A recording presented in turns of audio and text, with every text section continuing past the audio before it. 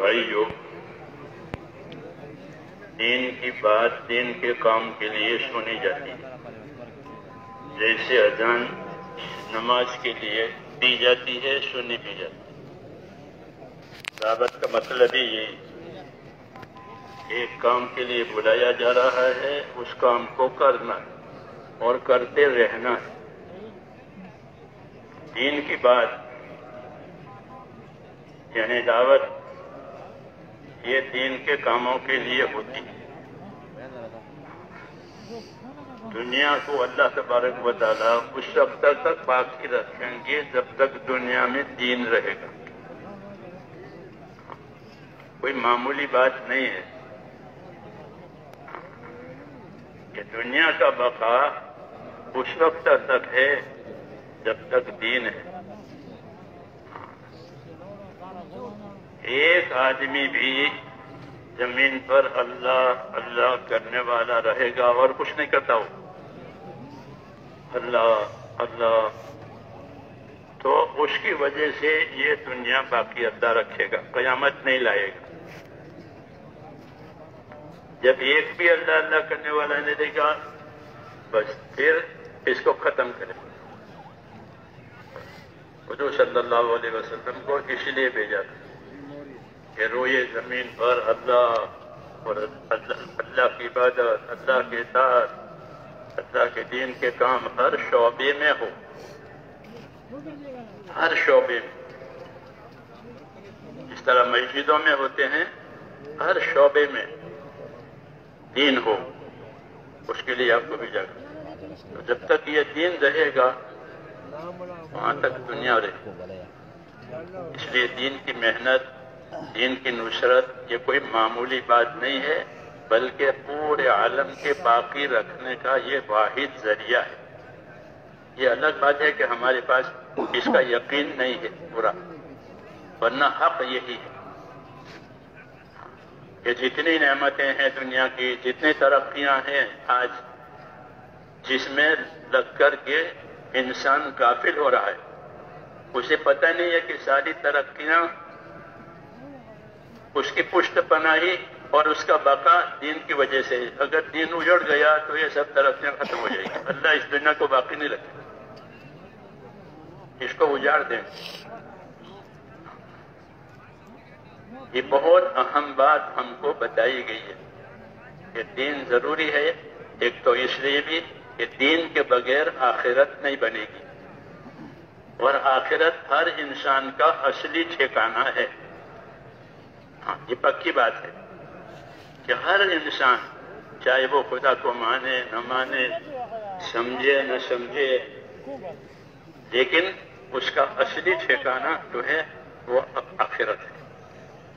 موت کے بعد کا جو دور ہے وہ اصلی ہے، اس میں زوال نہیں ہے، اس میں فنا نہیں ہے، ہاں اس میں ترقی ہے کہ انعام اکرام والوں کو انعام اکرام میں ترقی ہوتی رہے گی، اور جن کو سزا دینی ہے، عذاب ہے، کہ ان کے عذاب میں بھی ترقی ہوتا ہے۔ چونکہ آخرت باقی رہنے والی ہے، تو باقی رہنے میں ترقی ہی سے تو باقی ہوتی ہے۔ جب کسی چیز کی ترقی ختم ہو جاتی ہے تو وہ چیز ختم ہو جاتی ہے۔ پودا بڑھتے بڑھتے ہرا ہرا بڑھتا ہے، پھر جب اس کا ہرا ہونا ختم ہو گیا، پیلا ہونا آیا، اس کی ترقی ختم ہو گئی، اب یہ سوکھ جائے گا۔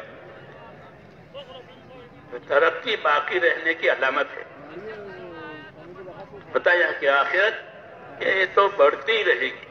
جس کو انعام اکرام ملا ہے آخرت میں، اس کا انعام اکرام بڑھتا ہی چلا جائے گا، اور جس کو سزا ملی ہے اپنی غلط زندگی کی، کہ وہ سزا بھی بڑھتی رہے گی۔ یضاعف لهم العذاب، عذاب ان کا بڑھتا ہی رہے گا، باقی رہنا ہے۔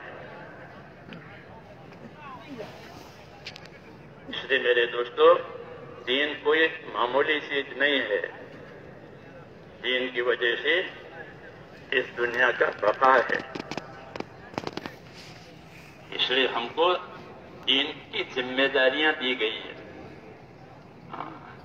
باقی ضرورتیں ہیں، باقی چیزیں ضرورتیں، اس کو ضرورت کہتے ہیں، ذمہ داری نہیں، ضرورت۔ کھانا پینا کپڑا کمان اور یہ ضرورت تھوڑی بھی ضرورت ہوتی ہے بڑی بھی ضرورت ہوتی ہے. ایک آدمی اپنی ضرورت نہیں پوری کرتا دوسرے اس کی پوری کر دیتے ہیں. جیسے ماں باپ بوڑھے ہو جاتے ہیں تو ان کے بیٹے کما کر کھلاتے ہیں. وہ بیٹے چھوٹے ہوتے ہیں وہ نہیں کماتے تو ان کو ماں باپ کما کر کھلاتے ہیں. ایک دوسرے کی ضرورت پوری کرتے. ضرورت ہے اس کو ضرورت کہتے ہیں کہ وہ ایک دوسرے کے ذریعے سے پوری ہوگی. ذمہ داری ایک دوسرے کے ذریعے سے پوری نہیں ہوگی. جو ذمہ داری اللہ نے ڈالی ہے وہ ایک کی جگہ دوسرا کر لے کہ تم آرام کرو میں نماز پڑھ لیتا ہوں. ایسا نہیں ہوگا. ایسا نہیں ہوگا. کرنا ہوگا. حضرت فرماتے ہیں کرنا دین میں کرنا ضروری ہے ہونا کافی نہیں ہے. ہونا کافی نہیں ہے کرنا ضروری ہے. کیوں؟ یہ دین ذمہ داری کا نام ہے. دین عربی زبان کا لفظ ہے. اس کا ترجمہ ہوتا ہے بدلہ. دین دال یا نون دین اس کا کیا ترجمہ ہے؟ اس کا ترجمہ ہے بدلہ جزا. اچھا دین ہوا تو اچھا بدلہ ملے گا. دین بگاڑا ہے کہ پورا بدلہ ملے گا. تو بدلہ قائم کرنے کے لیے دنیا میں ذمہ داری قائم کرنے کے لیے دین ہے. آخرت میں بدلہ قائم کرنے کے لیے دین ہے. جس نے ذمہ داری بگاڑی اس کا بدلہ بگڑے گا. جس نے ذمہ داری پوری کی اس کا بدلہ صحیح ہو جائے. جیسے نماز صحیح پڑھی ہے کہ وہ نماز نور بنے گی. وہ نماز نور بنے گی. وہ اس کی ترقی کا ذریعہ بنے گی. وہ نماز بگاڑی ہے کہ وہ نماز بگڑ گئی کہ وہ بگڑی ہوئی نماز کو اس کے منہ پر ماری جائے. جو اس نے اپنے دین کے کام کو بگاڑ دیا. بدلہ نہیں ہے بلکہ اس کی سزا ہے. تو دین عربی زبان کا لفظ ہے اور اس کے معنی ہے بدلہ. دین اس لیے کہ اپنے دین کی حفاظت کرو اپنے دین کی مدد کرو اپنے دین کا پابند بنو. یہ سب تقاضے ہیں.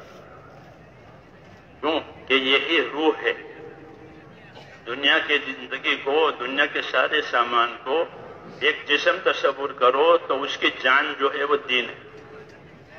اگر خالی ڈھانچہ ہی ڈھانچہ ہے کسی کا اور جان نہیں ہے تو اس کا کوئی فائدہ نہیں. اور اس میں جان پڑ گئی تو اس کی قیمت ہو گئی. یہ بہت اچھا گھوڑا تھا مر گیا کہ کوئی قیمت نہیں. کیوں؟ جان چلی گئی. دین ایک روح کی طرح ہے.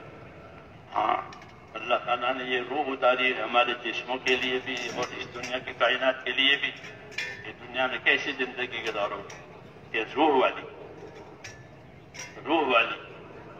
روح سے مراد اطاعت والی زندگی میں اللہ تعالیٰ کی اطاعت. یہ ہر شعبے کی روح ہے. ہاں تجارت کی روح تجارت کا دین. زمینداری کا روح زمینداری کا دین. مالداری کا روح مالداری کا دین. بیماری کی روح بیماری کا دین. تندرستی کی روح تندرستی کا دین. جتنی کیفیتیں حالتیں اس حالت کا دین. دین اسی طرح آیا ہے.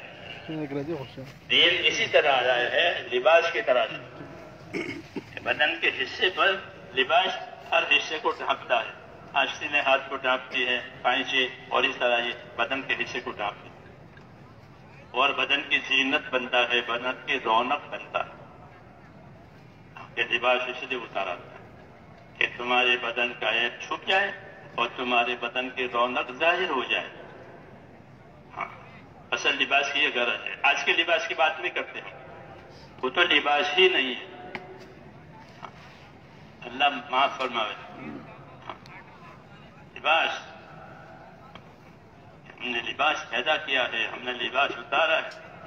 یواری سوادکم وحیشا کہ وہ لباس تمہاری عیب کی جگہوں کو چھپائے گا اور تمہارے بدن کو رونق دے گا. لباس کی یہ قاعدہ ہے. اسی طرح دین ہے میرے دوست کہ دین آیا تو ایسا لباس آ گیا تو بدن عیب کی جگہ چھپ جائے گی اور بدن کی رونق ظاہر ہو جائے گی.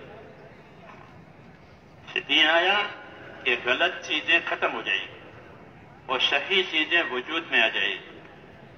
صحیح ایمان، صحیح یقین، صحیح عمل، صحیح اخلاق، صحیح اسلوب، یہ سب چیزیں دین کے ذریعے سے جنم لیتی ہیں. اور دین نہیں ہے تو پھر اس کے مقابل کی چیزیں جو ہے وہ جنم لے.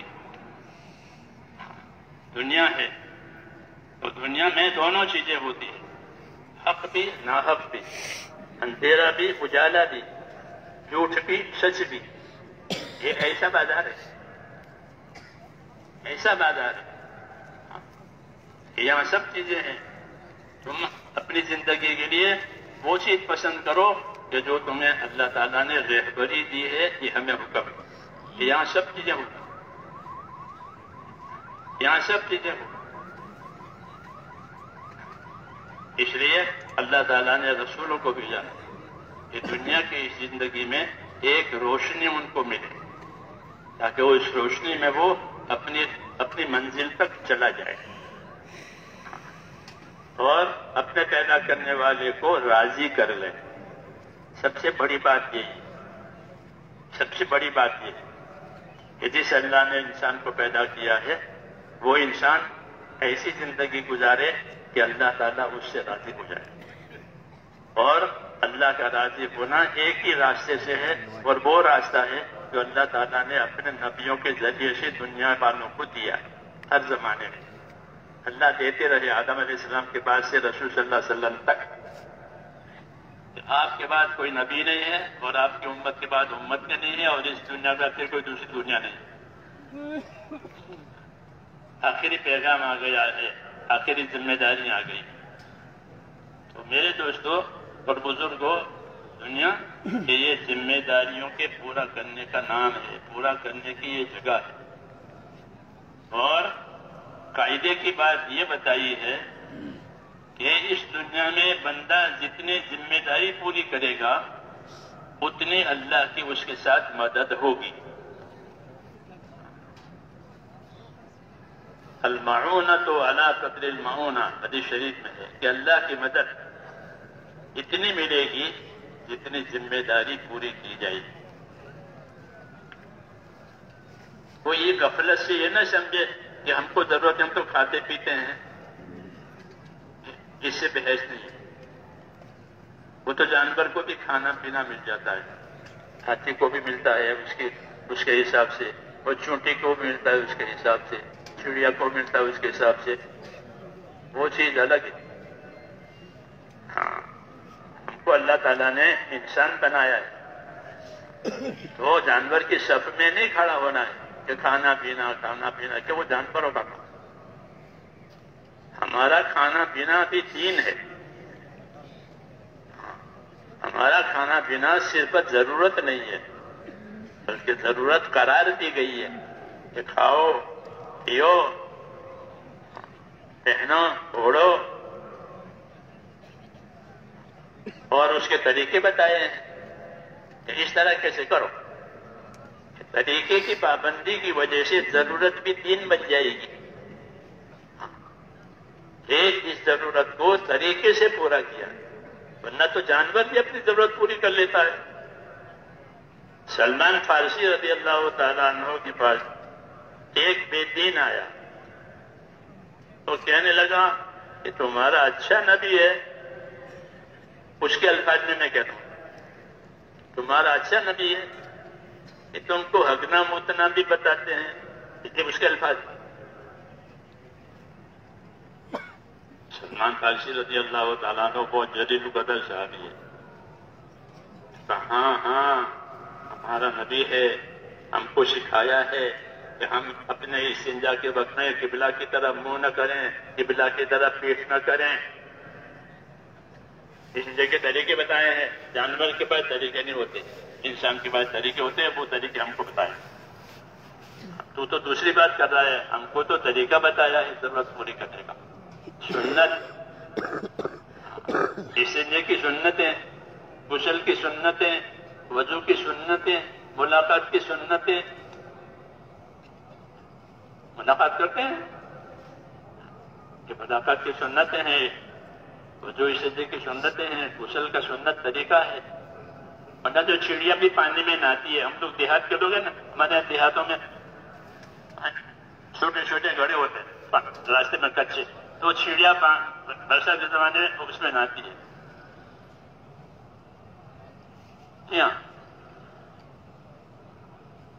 نہانا نہیں، یہ طریقہ ہے.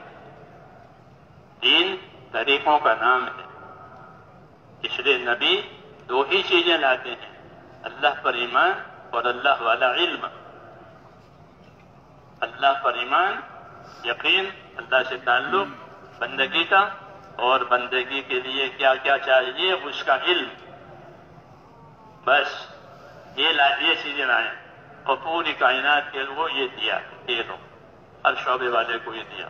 تاجروں کو یہ دیا، مالداروں کو یہ دیا، غریبوں کو یہ دیا، تاجداروں کو یہ دیا، عہدیداروں کو بھی یہ دیا، سب کو یہ دیا. ایمان علم، ایمان علم. کیوں؟ تاکہ اپنی زندگی کو سنوارے. یہ نہیں کہ اپنی زندگی کو گزارے، وہ تو گزرے گی،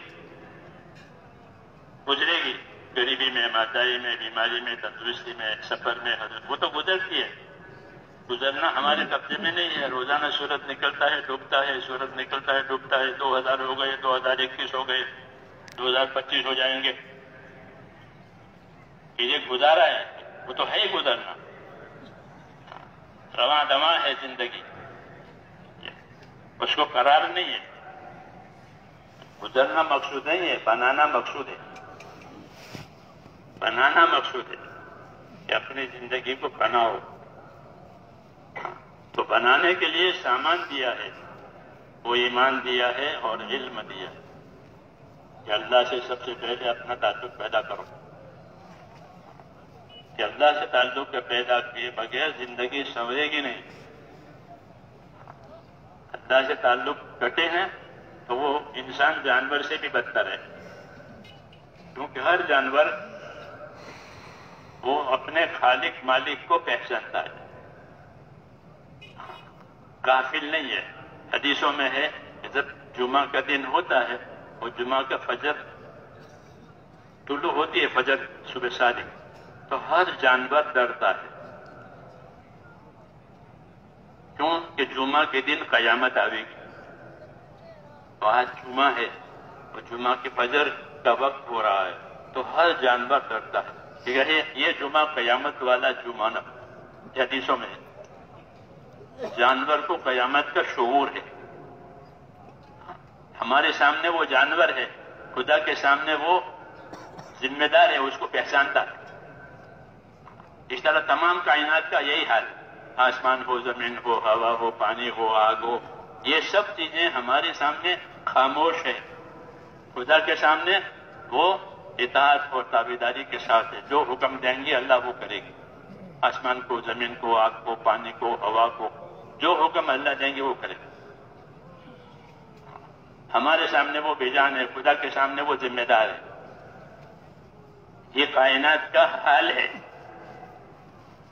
یہ کائنات کا حال ہے کہ کائنات کی ہر چیز خدا کے سامنے جوابدار ہے.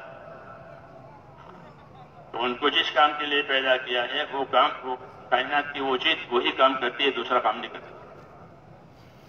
امر کے تابع ہے، ان کے لیے الگ الگ امر ہے. اور وہ امر تشخیری ہے، یعنی خدمت والے امر اس کے ذمے. کائنات کی جتنی چیزیں ہیں ان کے ذمے خدمت کا کام دیا گیا ہے. ہوا کو، پانی کو، آگ کو، زمین کو، سورج کو، چاند کو، مخلوق کی خدمت کا کام ان کے ذمے. مخلوق کی خدمت کے لیے کام تسخیر کہتے ہیں اس کو، کہ اللہ نے ان کو ایک کام دیا ہے، وہ ایک کام کا پابند. سورج کو ایک کام دیا ہے، سورج ایک کام کا پابند ہے. والشمس تجری لمستقر لها. سورج اپنی رفتار کے ایک طرح سے چلتا رہتا. جن دنوں میں بڑا ہونا ہے ان دنوں میں دن بڑا ہو جائے گا، جن دنوں میں دن چھوٹا ہونا ہے ان دنوں میں دن چھوٹا ہو جائے گا. ایک پکی ترتیب ہے، ایک پکی ترتیب ہے، وہ سب جانتے ہیں. ایسے ہی کائنات کی ہر چیز کی ذمہ داری کی ان کی اپنی پکی ترتیب ہے. ہاں، کہ جس خدمت کے لیے، جس کام کے لیے وہ کائنات کی چیز پیدا ہوئی ہے وہ وہی کرے، بس پھر آخر میں وہ سب چیزیں فنا ہو جائیں گی۔ رہی انسانوں کی بات، وہ الگ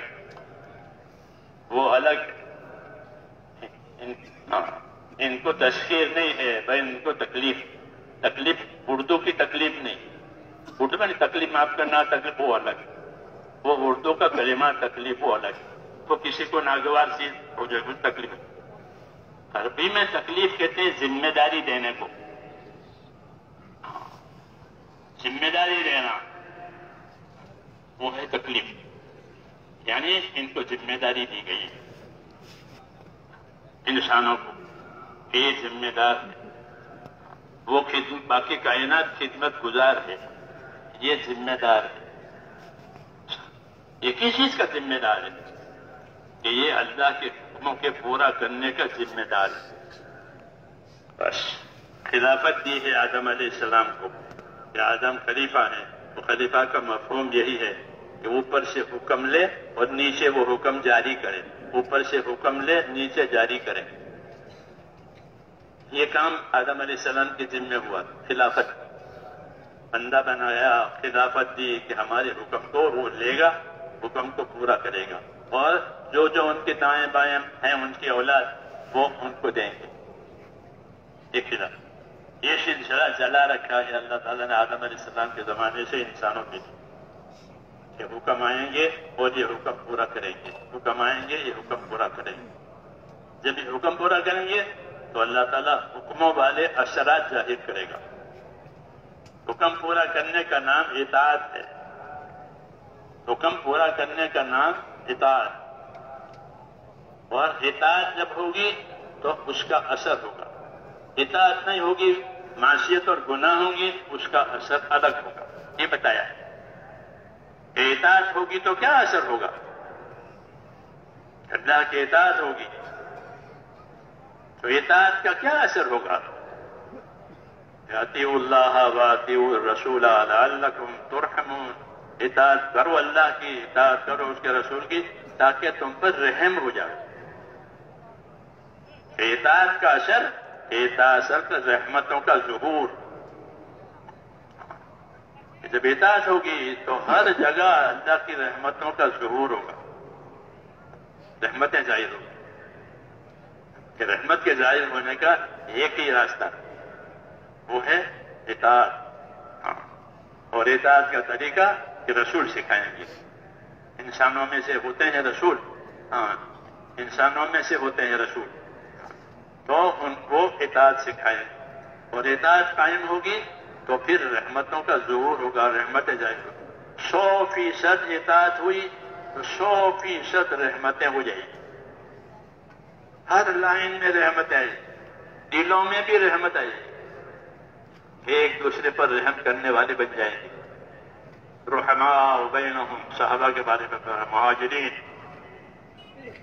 رحماء بینہم، یہ محمد صلی اللہ علیہ وسلم کے ساتھی ہیں، کہ وہ کیسے ہیں کہ وہ ایک دوسرے پر رحم کرنے والے ہیں، ان کو ایک دوسرے سے حسد نہیں ہے، کینہ نہیں ہے، عداوت نہیں ہے، بلکہ کیا ہے، ایک دوسرے پر رحم کرنے والے، ایک دوسرے کی قدر کرنے والے، ایک دوسرے کی خوبیوں سے فائدہ اٹھانے والے، رحماء بینہم، آپس میں، اور خدا کے سامنے تراہم رکعا سجدا یبتغون فضلا من اللہ ورضوانا، دو کیفیتیں بیان کی ہے کہ اللہ کے رسول کی اطاعت کی وجہ سے ان کے اندر دو بنیادی صفتیں پیدا ہو گئی۔ یہ پہلے لڑتے تھے، قبائلی جنگیں ہوتی تھی اور وہ چلتی رہتی تھی آگ کی طرح سے، کہ آگ لگی تو وہ چلتی رہتی ہے، ایسے ان کی لڑائیاں ہوتی رہتی۔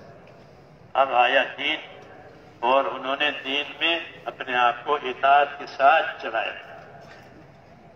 تو اطاعت کا اثر میں نے جیسے کہا کہ اطاعت کا اثر رحمت، اور رحمت ہو گئی، وہ آگ بجھ گئی، وہ آگ جاہلیت کی اثر سے تھی وہ بجھ گئی، اور اب اطاعت کا اثر آیا کہ ایک دوسرے پر رحم کرنے والے ہو گئے. حیات الصحابہ میں لکھا ہے کہ صحابہ ایک دوسرے کے لیے دعا مانگتے تھے. کیوں؟ کہ ہمارے بھائی ہیں، ہمارے نبی کی امت ہے، ہمارے بھائی ہیں، تو وہ ایک دوسرے کے لیے دعا مانگتے. رحماء بینہم، یہ آپس میں ایک دوسرے پر رحم کھانے والے ہو. اعتاد کی وجہ سے رحمتوں کا ظہور ہوا، یہ دلیل ہے آپس میں. اور خدا کے سامنے اس اعتاد کی وجہ سے کہ تراہم رکعا سجدا، آپ ان کو دیکھو گے کہ وہ رکوع کرنے والے ہیں، سجدہ کرنے والے ہیں. تراہم رکعا سجدا یعنی عبادت گزار ہیں. رکوع اور سجدہ نماز میں امتیازی شان رکھتے ہیں دونوں. آدمی کا نمازی ہونا پہچانا جاتا ہے رکوع سجدے سے، ورنہ کھڑے تو سب رہتے ہیں، سب آپ لوگ بیٹھے ہیں تو نماز میں بیٹھتے بھی ہیں، کھڑے بھی ہوتے ہیں، لیکن رکوع اور سجدہ دوسری حالت میں نہیں ہوتا. رکوع اور سجدہ صرف نماز کی حالت میں ہوتا ہے. میری بات صحیح ہے نا؟ میری بات سمجھ رہے ہیں یا سو گئے بیٹھے ہوئے؟ سو مت. ہم تو سبق پڑھتے ہیں، پڑھاتے ہیں، سبق سیکھتے ہیں. سبق ہے. تبلیغ میں چلتے پھرتے سبق لیتے ہیں، مدرسے میں بیٹھ کے یاد کر کے سبق لیتے ہیں. جی ہاں. تو میں کیا کہہ رہا تھا؟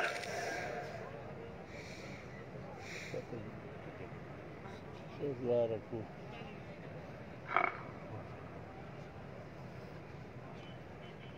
صرف مجھے پابند نہ کرو، آپ حضرات ہی پابند رہے. ہاں، دونوں ہاتھ سے تالی بجتی ہے. اطاعت کا اثر اس کی بات ہو رہی تھی کہ وہ نہیں ہے ایک دوسرے کی خیر میں خوش، ایک دوسرے کی تکلیف میں رنجیدہ. کیوں؟ بھائی ہیں، ہمارا بھائی ہے. رحمت کا اثر ہو گیا، بھائی بن گئے. مل کر آپس میں بھائی ہو گئے. اور خدا کی جناب میں اس اطاعت کی وجہ سے یہ اللہ کے بندے بن گئے. عبادت ان کی زندگی میں ظاہر ہوئی. تراہم رکعا سجدا، کیا آپ دیکھو گے ان کو؟ یہ کچھ وقت کہا جاتا ہے جب کوئی چیز کثرت سے ہوگی تو کہا آپ دیکھنا ان کو، یعنی دیکھنا بہت آسان ہے کیونکہ ان میں یہ بات کثرت سے پائی جاتی ہے. تراہم رکعا سجدا، آپ دیکھو گے اب محمد صلی اللہ علیہ وسلم کے اصحاب کو کیسا دیکھو گے کہ رکوع کرنے والے، سجدہ کرنے والے، پورا جھکنے والے، آدھا جھکنے والے. رکوع میں آدھا جھکتا ہے، سجدے میں پورا پیشانی رکھ دیتا ہے اللہ کے سامنے. کیا آپ ان کو دیکھو گے؟ رکوع کرنے والے ہیں، سجدہ کرنے والے ہیں. تو میں نے کہا رکوع سجدہ کا کیوں نام لیا؟ رکوع اور سجدہ یہ نماز کی امتیازی صفت ہے. کہ کھڑا ہونا، بیٹھنا یہ تو دوسرے کاموں میں بھی ہوتا ہے، نہیں ہوتا؟ اب آپ حضرات بیٹھے ہیں، نماز تو نہیں ہے لیکن بیٹھے ہیں، ابھی تشکیل میں کھڑے بھی ہو جائیں گے. ہاں، لیکن آپ تشکیل میں یا بیان سننے میں رکوع سجدہ نہیں کر سکتے. تو یہ ان کی امتیازی صفت بتائی ہے عبادت گزاری میں. کیا آپ ان کو رکوع میں پاؤ گے، آپ ان میں سجدے میں پاؤ گے. عبادت کی شان ہے رکوع سجدہ، اور نماز کے امتیازی اعمال میں سے ہے رکوع اور سجدہ. یعنی وہ اتنی کثرت سے رکوع سجدہ کرنے والے ہیں کہ گویا یہ ان کی امتیازی شان ایک پہچاننے والی علامت بن گئی. روایتوں میں ہے کہ صحابہ کرام یہ نہیں کہ صرف اللہ کے راستے میں نکلتے تھے. ہمارے ذہن میں تو ایک ہی تصور ہو گیا کہ وہ اللہ کے راستے میں جاتے تھے اور جو ہے وہ شہید ہو جاتے تھے. اتنا نہیں ہے، بلکہ وہ اللہ کی عبادت بھی بہت کرتے. اللہ کا ذکر بھی بہت کرتے تھے، توبہ استغفار بھی بہت کرتے تھے. ہاں توبہ استغفار کہ بہت. ابو حریرہ جب تک 12,000 مرتبہ استغفار نہ کر لے سوتے نہیں تھے. ہاں ان کی سیرت دیکھیں کہ وہ اللہ کے اطاعت میں تراہم رکعا سجدا، کہ آپ ان کو پائیں گے رکوع میں سجدوں میں. ان کا رکوع سجدہ یہ نماز کی امتیازی صفت ہے، یہ دوسری جگہ کہیں نہیں ہے. روزہ رکھے تو رکوع سجدہ نہیں ہے، حج کرے تو رکوع سجدہ ہے نہیں، اسی میں ہے امتیازی صفت اللہ کے سامنے جھکنے کی اور بندگی کی شان ظاہر کرنے کی. آپ ان کو رکوع سجدوں میں پائیں گے، رکوع سجدوں میں دیکھیں گے. یعنی اس اطاعت کے نتیجے میں آپس میں بھائی بھی بنے ہوئے ہیں اور خدا کی عبادت میں بھی کثرت سے لگنے والے ہیں. یہ اطاعت کا اثر ہوا ہے کہ ان کو اطاعت کی دعوت دی گئی کہ اللہ کی بات مانو، تو وہ اطاعت کو اپنی زندگی کی گویا ایک غذا بنائی. غذا کے بغیر چارہ نہیں، تو اپنی زندگی کی ایک غذا بن گئی ہے اللہ کے اطاعت. اور اطاعت بھی وہ حضرات کرتے تھے عظمت اور محبت سے، بوجھ سے نہیں. ہم اپنے ایمان کی کمزوری کی وجہ سے اطاعت کے کاموں کو بوجھ محسوس کرتے ہیں. ہاں بوجھ، کہ نماز بھی بوجھ ہو رہی ہے، زکوٰۃ بھی بوجھ ہو رہی ہے، حج بھی بوجھ ہو رہا ہے، تبلیغ بھی بوجھ، لیکن برداشت کرتے ہیں کیونکہ ایمان ہے اندر. لیکن ان کی یہ بات بدل گئی، ان کے لیے بوجھ نہیں بلکہ کیا ہے کہ شوق ہے، خوشی ہے کہ مجھے اللہ تعالیٰ نے اس کا موقع دیا. تو اطاعت بھی کرتے تھے تو تعظیم کے ساتھ اور خوشی کہ مجھے یہ حکم ملا ہے، مجھے یہ حکم ملا ہے، اس لیے میں بات کروں گا. ان کی اطاعت وہ اصلی چیز ہے. اطاعت کہ زندگی میں اللہ تعالیٰ کے حکموں کی تابعداری آ جائے، وہ زندگی کا اصلی جوہر ہے اور نبوت کا اصلی مقصد ہے. ہماری زندگی کا اصلی جوہر، اصلی خوبی وہ یہ ہے کہ ہماری زندگی میں اطاعت آ گئی. اور نبی کا اصلی کام یہی ہے کہ وہ لوگوں کو اطاعت پر قائم کرے. وَمَا أَرْسَلْنَا مِن رَّسُولٍ إِلَّا لِيُطَاعَ بِإِذْنِ اللَّهِ. ہم نے جب کبھی دنیا میں کوئی نبی بھیجا ہے صرف اس لیے بھیجا ہے کہ وہ اللہ کے کہنے سے، اللہ کے فرمانے سے اللہ کے بندوں میں اطاعت قائم کرا. یعنی ایسی محنت کرے، ایسی دعوت دے، ایسی تعلیم دے کہ جس سے بندوں کی زندگی میں اطاعت آ جائے، کہ وہ اپنی جان مال سے حکموں کی تابعداری کرے، اپنی خواہشات پر زندگی نہ گزارے. اطاعت شرف، جیسے کسی کو بادشاہ کی خدمت کا موقع مل جائے، بادشاہ کی خدمت کا موقع مل جائے، بڑے آدمی کی خدمت کا موقع مل جائے تو وہ اپنے لیے شرف سمجھتا ہے، یہ میرے لیے سعادت ہے، میرے لیے شرف. تو انسانوں کی شرف کہ وہ کیا، ان کو اللہ کے اطاعت کے لیے دعوت دی گئی ہے، ان کو اللہ کے اطاعت کا راستہ بتایا گیا ہے اور اپنی جان مال کو صحیح استعمال کرنے کے طریقے بتائے گئے ہیں. یہ اطاعت کا مفہوم ہے. تو وہ حضرات اس اطاعت کو پوری طرح سمجھے ہوئے تھے کہ ہمارے لیے شرف ہے، ہمارے لیے عزت کی بات. اس لیے اس اطاعت کا معاملہ ہے تو پوری عظمت کے ساتھ، خوشی کے ساتھ اطاعت. بس حکم پہنچا. عبداللہ بن لکھا ہے، عبداللہ بن مسعود رضی اللہ عنہ مسجد نبی میں داخل ہو رہے تھے، دروازے پر پہنچے اور حضور صلی اللہ علیہ وسلم ممبر پر تھے اور ممبر سے فرمایا اجلسو، لوگوں سے فرمایا مجمع بیٹھ جائیے. یہ فرمایا. ابن مسعود نے اجلسو سنا دروازے پر جب وہ داخل ہو رہے تھے اندر، تو وہ اجلسو بیٹھ جائیے، تو وہ وہیں دروازے پر بیٹھ گئے، دروازے پر بیٹھ گئے. کیوں؟ حکم آ گیا تھا، اب آگے نہیں چل سکتے، آگے چل نہیں سکتے. اتنے مشہور گاؤں کے آدمی نہیں تھے. ہاں اتنے مشہور صحابہ رضی اللہ تعالیٰ عنہم میں بڑے علم کے مالک تھے.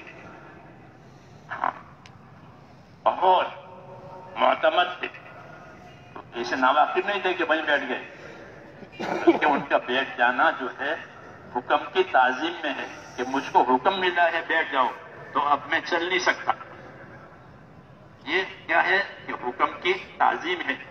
تو دروازے پر بیٹھ، دروازہ بیٹھنے کی جگہ نہیں، وہ تو آنے جانے کی جگہ ہے. حضور صلی اللہ علیہ وسلم نے کہا کہ وہ میرا حکم سن کر کے وہاں بیٹھ گیا، آگے بڑھنے کی ہمت نہیں ہوئی. تو فرمایا عبداللہ آگے آ جاؤ، آگے آ جاؤ. اپنے آگے بلا لیا، ورنہ وہ وہیں بیٹھ گئے. کیوں؟ کہ اللہ کے نبی کے حکم کی تعظیم ہے. یہ نہیں کہ بیٹھ جاؤ اور وہ حکم دایاں بایاں ہو گیا اور جو کرنا تھا وہ کر رہے ہیں. یہ بات نہیں، یہ اطاعت کی مثال ہے. اللہ کا حکم دایاں بایاں ہو گیا اور جو کرتے تھے وہ کرتے رہے، یہ غافل ہے. یہ غافل ہیں، یہ اطاعت میں نہیں ہے. ان کو اطاعت میں آنا ہے، پھر وہ دایاں بایاں نہیں ہو جائیں گے، بلکہ اطاعت. اس سے آگے کی بات یہ ہے، ایک دفعہ حضور صلی اللہ علیہ وسلم نے اسی طرح ممبر پر سے فرمایا بیٹھ جائیے. قریب میں محلہ تھا مسجد نبوی کے قریب، بنو غنم کا محلہ. اس زمانے میں مسجد نبوی کی دیواریں بہت چھوٹی چھوٹی تھیں. اس کے نشانات ابھی بھی ہے کہ اصلی مسجد نبوی کی دیواروں کی کتنی اونچائی تھی. وہ تو جب تبلیغ کرتے کرتے حج کرے تو وہ بات ملتی تھی پہلے. اب تو لوگ پیسوں سے حج کرتے ہیں. تو پیسوں سے جاتے ہیں تو پیسوں کی وجہ سے آ جاتے ہیں. اڑ کر کے گئے، اڑ کر کے آ گئے، تو حج تو ہو گیا. حج تو ہو گیا. اس زمانے میں حج کرتے تھے تو وہ ایک عجیب طرح کا تھا.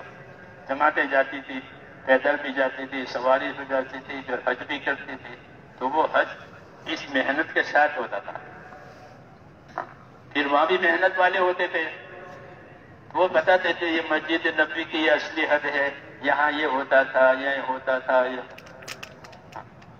شیخ خیاط وغیرہ اس زمانے میں ہوتے تھے، پرانے مہاجرین یہاں سے گئے ہوئے. تو وہ ہم لوگوں کو سکھاتے تھے. 40-45 سال پہلے کی بات ہے.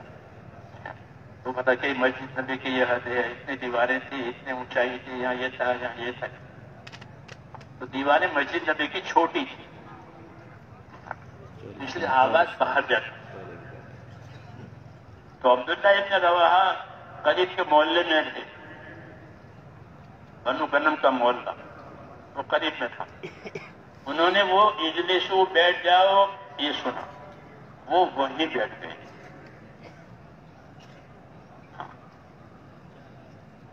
کیا بات ہوئی کہ مسجد میں سے جناب کی آواز آئی ہے بیٹھ جاؤ. تو ہاں تو مسجد والوں سے فرمایا تھا، لیکن آواز وہاں بھی گئی بیٹھ جاؤ. تو یہ آواز آئی گئی نہیں ہوگی، نبی کی اطاعت کی جائے گی. تو وہ محلے میں بیٹھ گئے. کس میں؟ کہ اللہ کے نبی کے حکم کی تعظیم میں اطاعت. لوگوں نے عرض کیا یا رسول اللہ، عبداللہ ابن رواحہ وہاں محلے میں بیٹھ گئے. کیوں؟ کہ آپ نے فرمایا اجلسو، تو وہیں بیٹھ گئے. حضور صلی اللہ علیہ وسلم نے ان کو دعا دی کہ اللہ ان کی اطاعت میں اور تابعداری میں اور اضافہ کرے. یہ حکم کو سر پر لینے والے. تو زندگی کی اصلی کائنات میرے دوستو یہ ہے کہ ہماری زندگی میں اللہ کے حکموں کی اطاعت اور تابعداری آوے نبی کے طریقے سے. یہی کلمے کا مفہوم ہے، یہی کلمے کا تقاضا ہے، وہ اسی کی ضرورت ہے. زندگی کلمے والی بنے، لا الہ الا اللہ محمد رسول اللہ. جب یہ زندگی آئے گی تو یہ زندگی حکموں کی پابند ہوگی اور باقی تمام مشکلات میں سے آزاد ہو جائے گی. ہاں، حکموں کی پابندی ہوگی، باقی مشکلات میں سے آزاد ہو جائے گی. آج تو مشکلات میں ہم پابند ہیں اور کلمے کے پابند نہیں. کلمے والی زندگی کے پابند نہیں ہے تو مشکلات کے پابند ہیں. کلمے والی زندگی کا اثر الگ ہے، اور یہ زندگی نہیں ہے تو اس کا اثر الگ ہے۔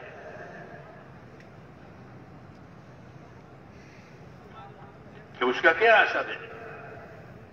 جو زندگی کلمے والی ہوگی، اطاعت والی ہوگی، وہ زندگی پاکیزہ ہوگی۔ من عمل صالحا من ذکر او انثى وهو مؤمن فلنحيينه حياة طیبہ وَلَنَجْزِيَنَّهُمْ أَجْرَهُمْ بِأَحْسَنِ مَا كَانُوا يَعْمَلُونَ۔ یہ فرمایا من عمل صالحا، کہ دو آدمی نیک عمل کرے ایمان کے ساتھ، اخلاص کے ساتھ۔ من عمل صالحا من ذکر او انثى، چاہے مرد ہو چاہے عورت، کوئی بھی، وہ ایمان اور یقین کے اخلاص کے ساتھ نیک عمل کرے، تو یہ ایمانی زندگی کے کیا اثرات ہوں گے؟ کہ فَلَنُحْيَنَّهُ حَيَاةً طَيِّبَةً، ایسے لوگوں کو دنیا میں جینے کے لیے پاک صاف ستھری زندگی دیں گے۔ یہ فرق کلمے والی زندگی اور اس کے علاوہ کی زندگی۔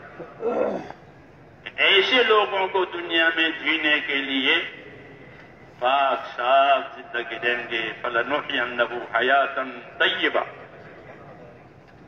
پاک زندگی، ستھری زندگی، پریشانیوں سے، دشمنیوں سے، بے برکتی سے، بے عملی سے، یہ زندگیاں پاک ہو، یہ زندگیاں ان پریشانیوں سے پاک ہو،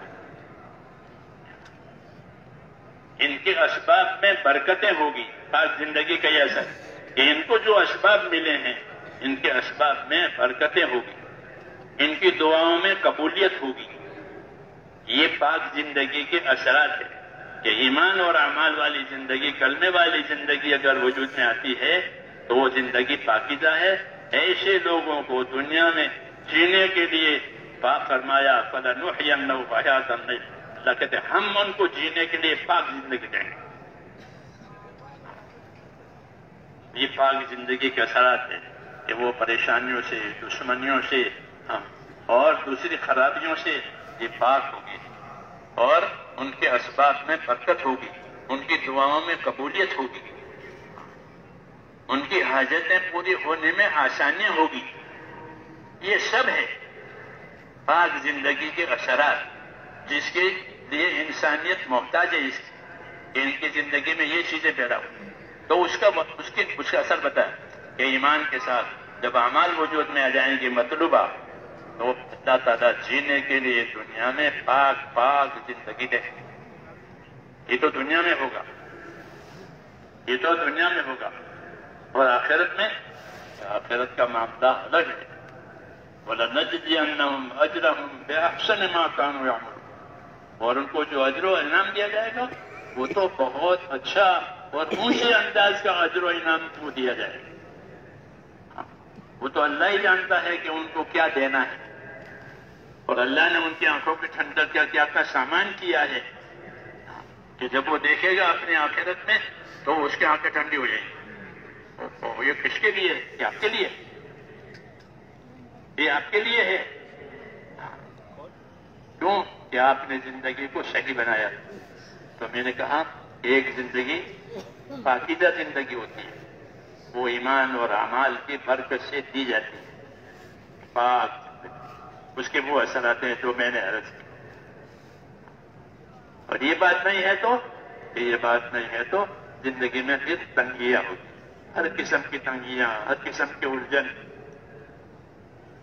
اس لیے یہ بات کہی جاتی ہے کہ اللہ کی رحمتوں کا ظہور جو ہوگا وہ اللہ کی اطاعت سے ہوگا۔ اس لیے اطاعت کی دعوت ہے کہ اللہ کو اور اس کے رسول کو اپنی تابعداری سے خوش کرو،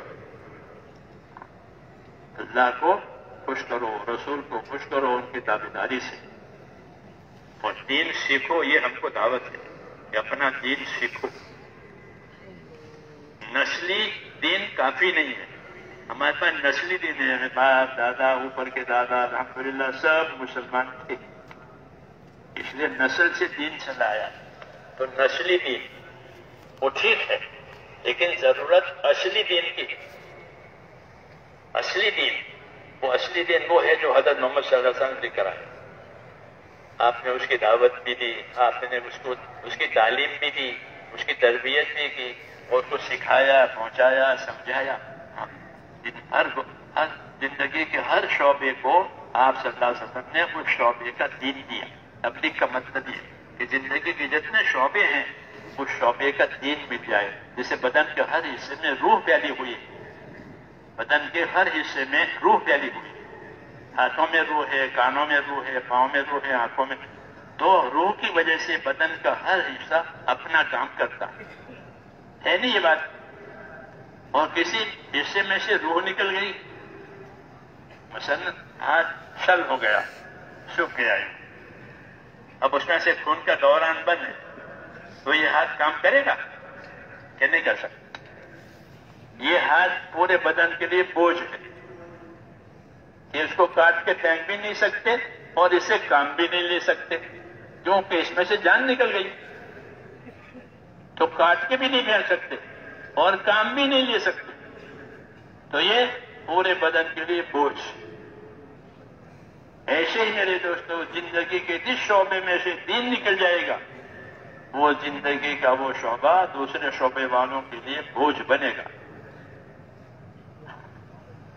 اس لیے تبلیغ آئی ہے اللہ کی طرف سے کہ زندگی کے ہر شعبے میں دین اس طرح پہنچاؤ جس طرح بدن کے ہر حصے میں اللہ نے روح پھیلائی. ٹھیک ہے، تو کذالک انزلنا الیک روحا من امرنا، ہم نے آپ کی طرف ایک روح اتاری ہے.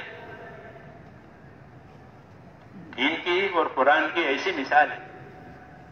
اس لیے زندگی کے ہر شعبے کے لیے یہ روح ہے. اگر تاجروں کا شعبہ اس میں سے دین نکل گیا تو وہ اپنی تجارتوں میں بے ایمانی کریں گے، نقصان پہنچائیں گے اور نفع کمائیں گے. شعیب علیہ السلام کو تاجروں کی اس شعبے کی اصلاح کے لیے بھیجا تھا، انہوں نے حد کر دی ہے اپنی تجارتوں میں، حد کر دی ہے. تو ان کی اصلاح کے اس شعبے کے اصلاح کے لیے شعیب علیہ السلام آئے اور انہوں نے ان کو اپنے ایمان یقین کے صحیح کرنے کی بھی دعوت دی اور ساتھ ساتھ اپنے شعبے کو یا اپنی تجارتوں کو صحیح کرنے کی بھی دعوت دی. تمہاری تجارت غلط ہونے سے لوگوں کو نقصان ہو رہا ہے، ان کے مالوں میں، ان کی چیزوں میں. ہاں، کہ جھکتا لیتے ہو اور جب دینا ہے تو اونچا دیتے ہو، ناپ تول میں کمی کرتے ہو، اور دوسری خرابیاں ان کی تجارتوں میں. یہ تجارت کا شعبہ خراب ہو گیا تو اس کی اصلاح کے لیے نبی آیا. اس طرح مختلف شعبے اس زمانے میں خراب ہوتے تھے تو مختلف شعبوں کی اصلاح کے لیے نبی آتا تھا کہ تمہیں اس شعبے کو اس طرح چلنا ہے، اس شعبے کو اس طرح چلنا. حضور صلی اللہ علیہ وسلم کو تمام شعبوں کی رہبری کے لیے پورا دین دیا. آپ کو دین کامل دیا. آپ تاجروں کے لیے بھی دعوت دیتے ہیں، تاجروں کو بھی دعوت دیتے ہیں، حاکموں کو بھی دعوت دیتے ہیں، مزدوروں کو بھی دعوت دیتے ہیں، مالداروں کو بھی دعوت دیتے ہیں، ہر شعبے والے. اور ہر شعبے والے کو اس کا دین دیتے ہیں. وہ کہتے ہیں اپنے دین پر رہو، اور دین نہیں معلوم ہے تو ہم سے پوچھو، ہم سے پوچھو کہ اس کا کیا طریقہ. تو صحابہ کرام نے میرے دوستو رسول صلی اللہ علیہ وسلم سے دین اس طرح لیا، نسلی دین نہیں بلکہ اصلی دین. اس میں ایمان بھی ہے، یقین بھی ہے، اعمال بھی ہے، طریقے بھی ہیں، حقوق کی ادائیگی بھی ہے، آخرت کی فکر بھی ہے، سب چیز. آخرت کے بارے میں بھی وہ حضرات بہت فکر مند رہتے تھے. ہاں، ہماری طرح سے رواں دواں نہیں. آخرت کے بارے میں تو آخرت میں بڑا فکر ہوتا تھا. انما ہممنا الآخرہ ولیست ہممنا الدنیا، کہ ہمارے عزائم اور ارادے، کہ ہمارے عزائم ارادے تو فرماتے تھے آخرت بنانے کے ہی ہیں، ہم دنیا بنانے کے عزائم نہیں کرتے. دنیا ہماری حاجت ہے، حاجت پوری کر لیں گے. دنیا ہماری ضرورت ہے، ضرورت پوری کر لیں گے. ہر ایک کی ضرورت الگ الگ ہوتی ہے، دین ہر ایک کا الگ الگ نہیں ہوتا. وہ سب کا ایک ہوتا ہے. تو اس لیے کہ اس کی تو فکر بھی جڑ کر کریں، ذاتی زندگی میں بھی دین آوے، اجتماعی زندگی میں دین آوے، شعبوں میں بھی دین آوے، شعبوں میں بھی دین آوے، بازار میں بازار کا دین، مسجد میں مسجد کا دین. حضرت علی فرماتے تھے کہ سوق المؤمنین کا مسلح ہوں، کہ مسلمانوں کے مارکیٹ کیسے ہوں گے؟ کہ مسلمانوں کے مارکیٹ ایسے ہوں گے جیسے ان کی مسجدیں ہوتی ہیں. مسجد میں کوئی بے ایمانی کا کام کرتا ہے؟ مسجد میں کوئی غلط بات کرتا ہے؟ نہیں کرتا. وہی جگہ الگ ہے. تو مسلمانوں کے مارکیٹ اور بازار کیسے ہوں گے؟ کہ جیسے ان کی مسجدیں ہیں ویسے ان کی مارکیٹ ہے. کہ انہوں نے مسجدوں میں سے تربیت پائی کہ بازار میں کیسے رہو گے، بازار میں کیسے کام کرو گے. ایک تو بازار میں شعیب علیہ السلام کی تھی قوم کام کرتی تھی، وہ نہیں کہ ہمارے پاس بازار میں بازار کا دین ہے، مسجد میں مسجد کا دین ہے، مسجد میں سے دین بتایا جائے گا، سکھایا جائے گا کہ بازار میں اس طرح رہو. تو حضرت علی فرماتے تھے کہ مسلمانوں کی مارکیٹ اور مسلمانوں کی مسجد ایک ہی، یعنی وہاں بھی اللہ کے حکم پورا ہوتے ہیں اور مسجد میں بھی اللہ کے حکم پورا ہوتے ہیں. وہاں بھی کوئی غلط چیز نہیں ہوتی، بازار میں بھی یہاں بھی غلط چیز نہیں ہوتی.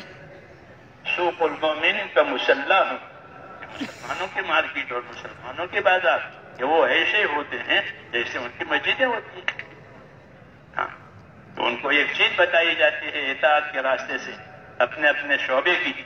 ہاں، اس لیے میرے دوستو دین، یہ دین تو روح کی طرح سے ہے. اگر روح نکل گئی تو پھر ڈھانچے کی کوئی قیمت نہیں ہے. جتنا بڑا ڈھانچہ اتنا بڑا بوجھ.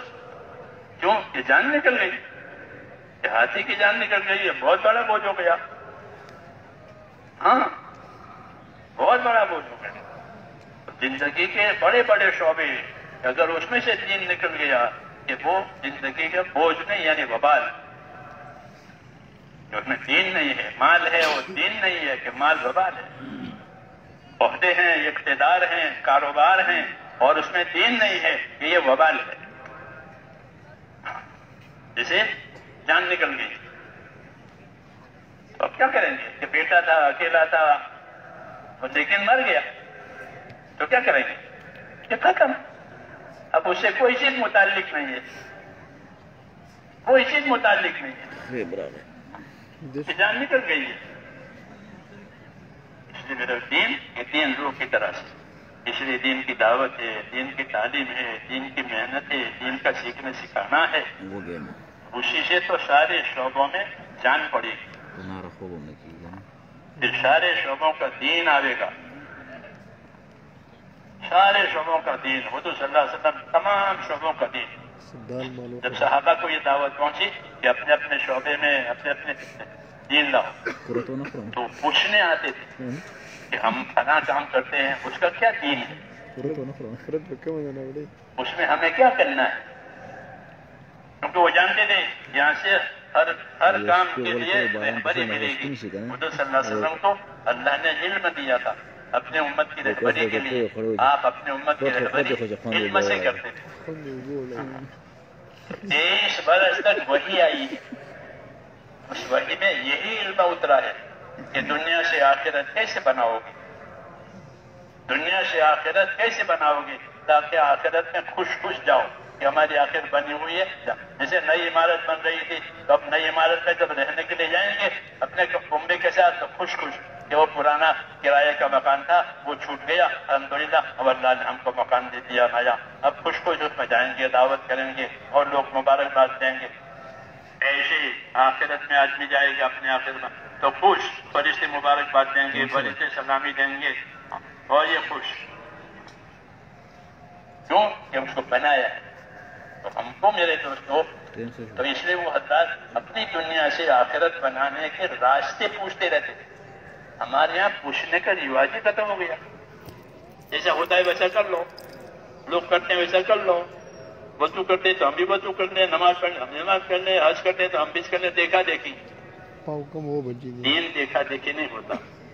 دین کا تو سیکھنا اور سمجھنا ضروری ہے. کیونکہ اس پر نجات کا دار و مدار ہے کہ بغیر دین کے نجات نہیں ہوگی، بغیر دین کے عذاب ہوگا، اس لیے اس کا سیکھنا، سمجھنا، پوچھنا، جاننا ضروری۔ تو یہ حضرات پوچھتے رہتے تھے ہم تو فلاں کام کرتے ہیں، اس کا کیا دین ہے؟ ایک صحابی عدی ابن حاتم تائی کے بیٹے ہیں یہ۔ حاتم تائی بہت بڑا سخی گزرا ہے عرب میں، نصرانی مذہب کا آدمی تھا وہ، اس نے رسول صلی اللہ علیہ وسلم کا زمانہ نہیں پایا۔ حاتم تائی کی صحابت مشہور ہے، کتابوں میں اسے قصے ہوتے تھا، ابھی بہت سخی نصرانی مذہب رکھتا تھا۔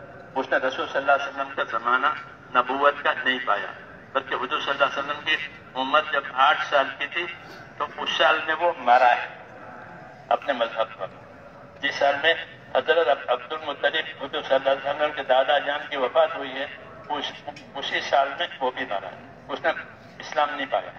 لیکن اس کے بیٹے آئے عدی، وہ حضور صلی اللہ علیہ وسلم کی دعوت انہوں نے قبول کی تھی، وہ اپنے مذہب کے پڑھے لکھے آدمی تھے، پڑھے لکھے آدمی تھے، وہ بڑے سمجھدار آدمی تھے اور لمبی عمر انہوں نے پائی، کتابوں میں لکھا ہے۔ وہ حضور صلی اللہ علیہ وسلم کے پاس آئے، یا رسول اللہ ہمارا مسئلہ ہے۔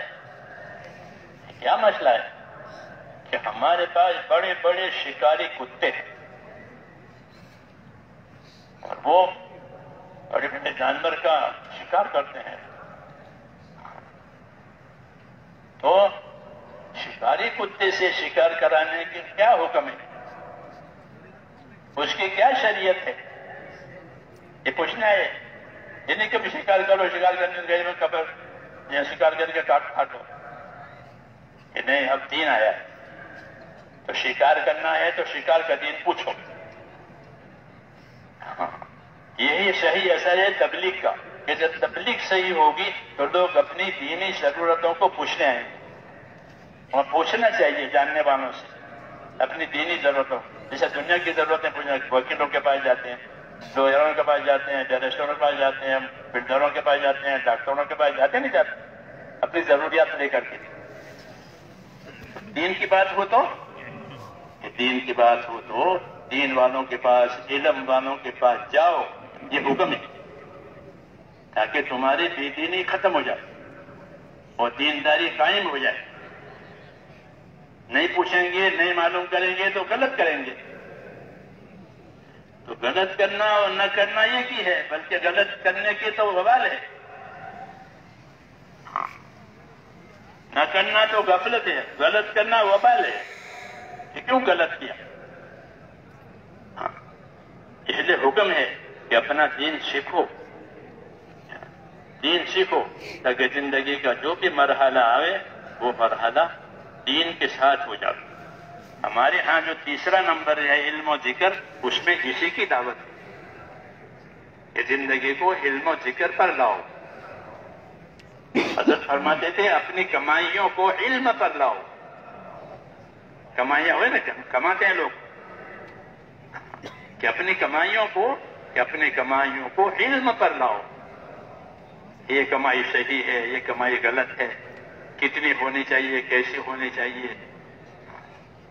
کہ کمائی بھی اپنے لیے ہے اور کمائی کا دین بھی اپنے لیے ہے۔ کمائی وہ بھی اپنے لیے، اور دین کس کے لیے؟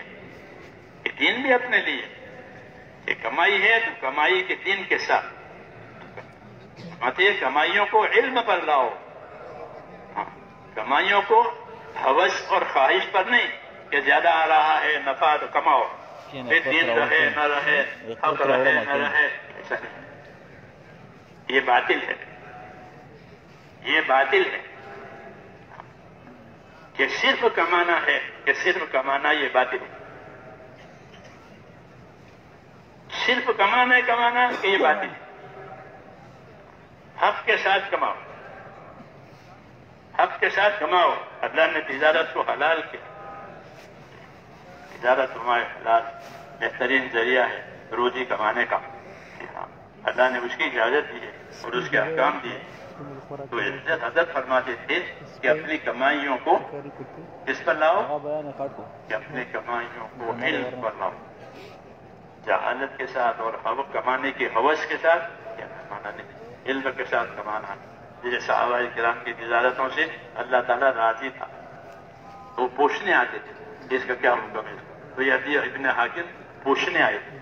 ہم تو شکاری کتوں سے شکار کرتے ہیں اور بڑے بڑے جانور ہمارے شکاری ہوتے ہیں، تو اس شکار کا کیا حکم ہے، اور اسے کھانے کا شکار کوئی کتے نے شکار کیا ہے تو شکار کا کیا حکم.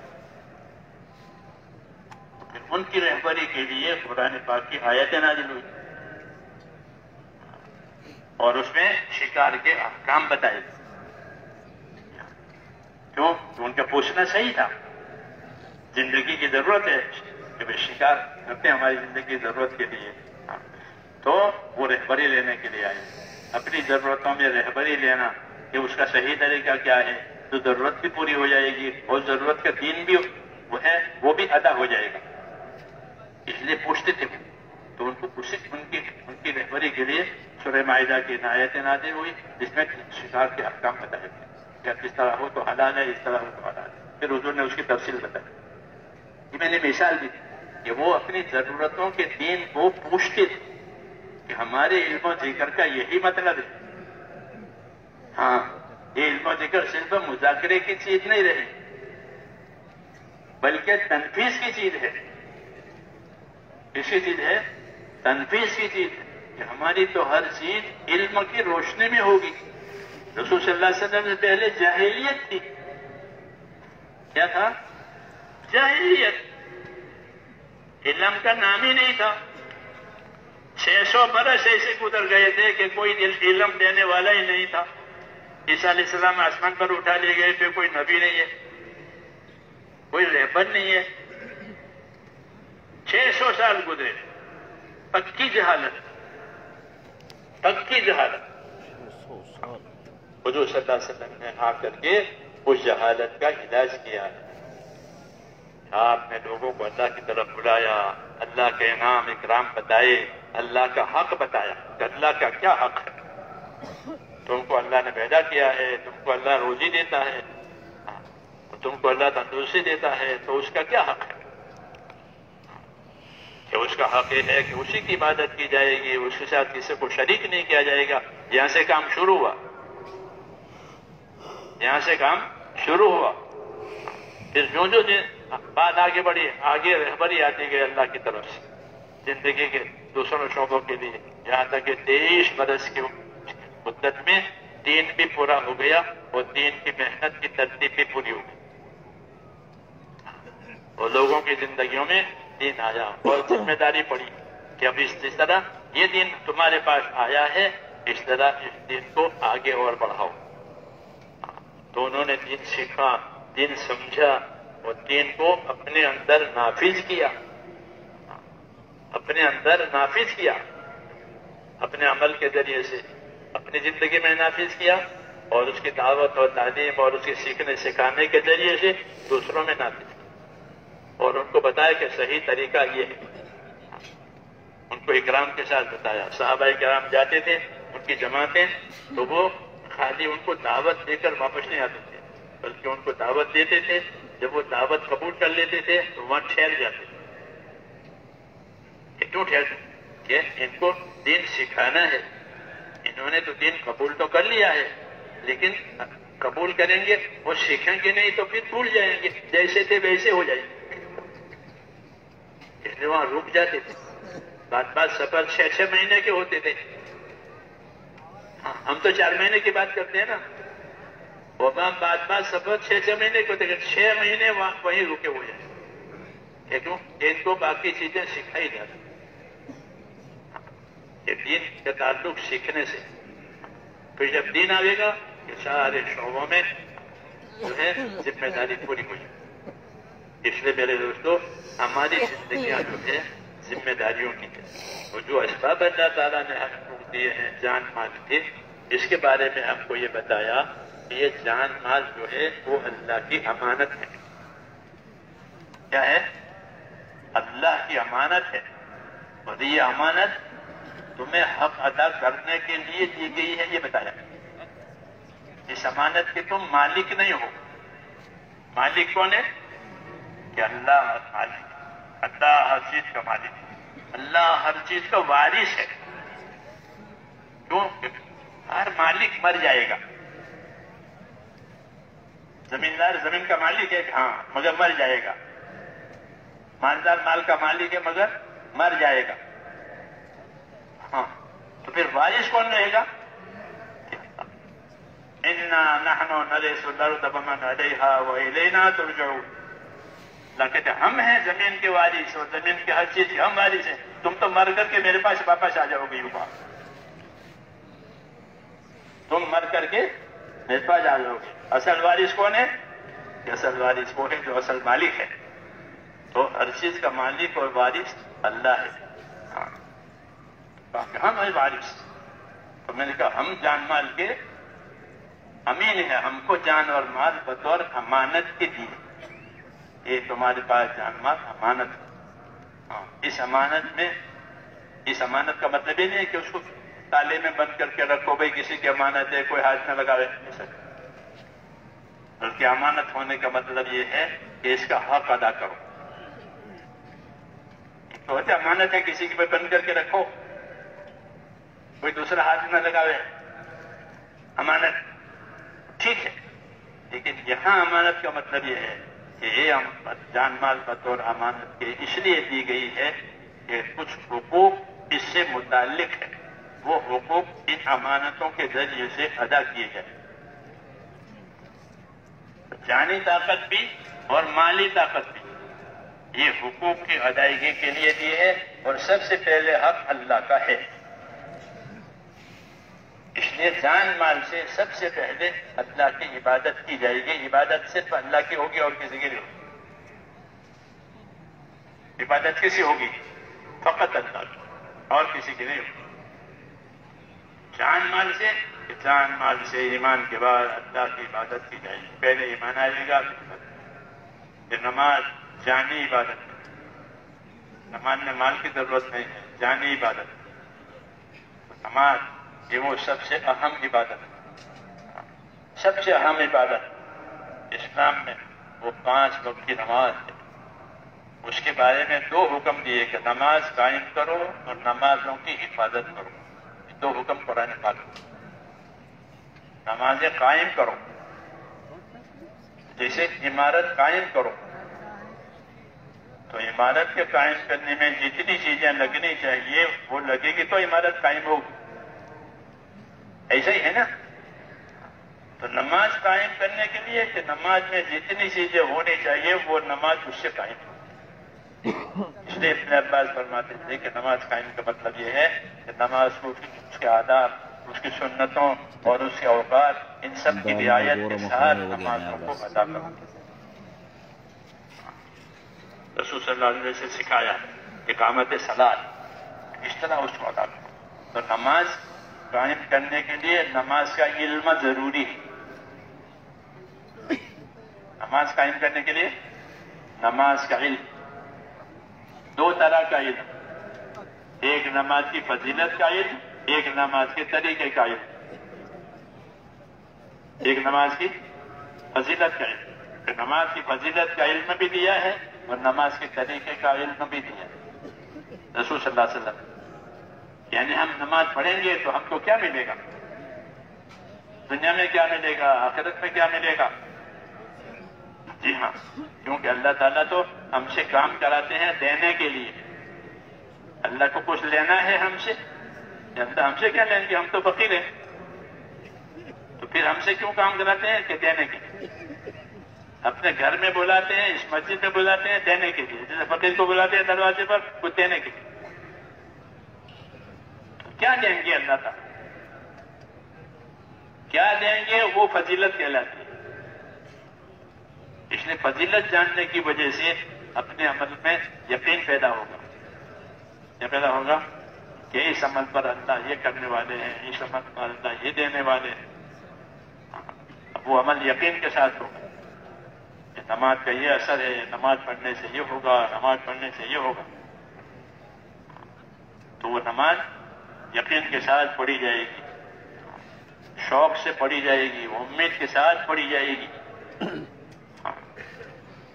علم, فضیلت کا علم, کہ وہ ایک اندر جان پڑ جائے گی نماز.